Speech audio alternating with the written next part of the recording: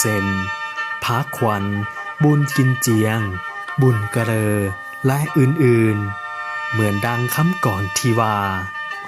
ประเทศลาวก่อนกี้หลายปีผ่านมา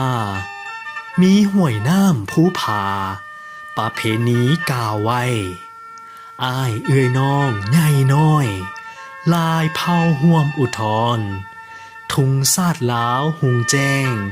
จำปาบานเฮืองหงทุกเผ่าสนเพียบพร้อมนำพาสร้างพัฒนาเป็นสัญลักษณ์บอกไว้ภาษาเสื้อซาดลาวจิตใจขาวแจ่มแจ้งฮีดของทีสูงทรงลงสู่เหนือและใต้ทั่วแคว้นแดนลาวจำปาเอ่ย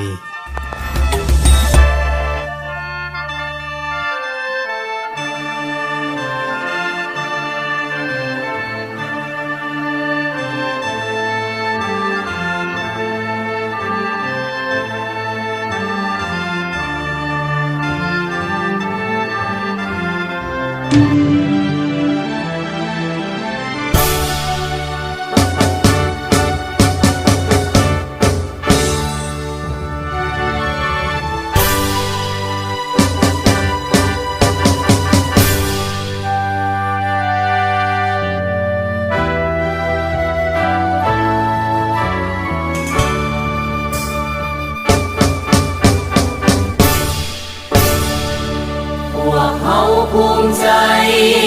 ได้ยืนอยู่แผ่นดินนี้มาหลายพันปีเมืองนี้มีชื่อลือสาเฮาฮักห่วงแหนเมืองเฮาเหมือนดังศิลาแผ่นดินนี้มีชื่อว่าประเทศลาว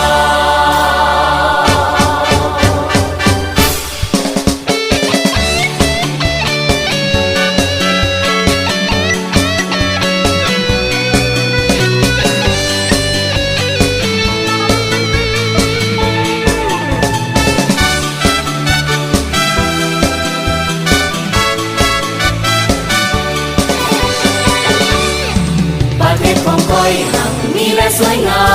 มเป็นแผ่นดินคำงามล้ำสะดุดตา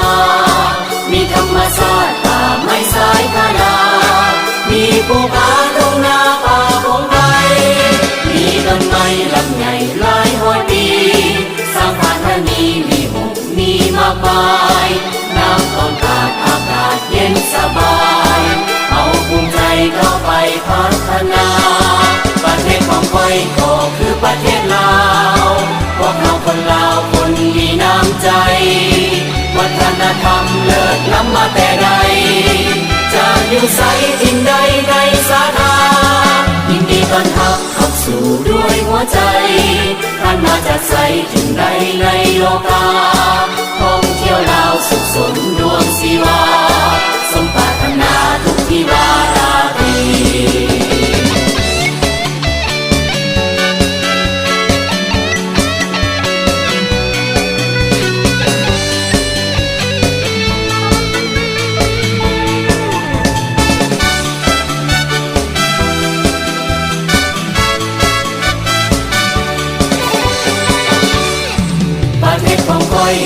มีและสวยงามเป็นแผ่นดินคำงามล้ำสะดุดตามีธรรมชาติป่าไม้สายคาดามีภูผาทุ่งนาป่าพงไพรมีต้นไม้ลำใหญ่หลายร้อยปีสร้างพันธนีมีหกมีมากมายน้ำต้นตาดอากาศเย็นสบายเอาภูมิใจเข้าไปพัฒนาประเทศของค่อยก็คือประเทศลาวพวกเราคนลาวคนมีน้ำใจวัฒนธรรมเลิศล้ำมาแต่ใดจะอยู่ไสถิ่นใดในสาขายินดีต้อนรับเข้าสู่ด้วยหัวใจท่านมาจากไสถิ่นใดในโลกาท่องเที่ยวลาวสุขสมดวงศิวาสมปรารถนาทุกที่วาราดียินดีต้อนรับเข้าสู่ด้วยหัวใจท่านมาจากไสถิ่นใดในโลกา สมดวงศิวา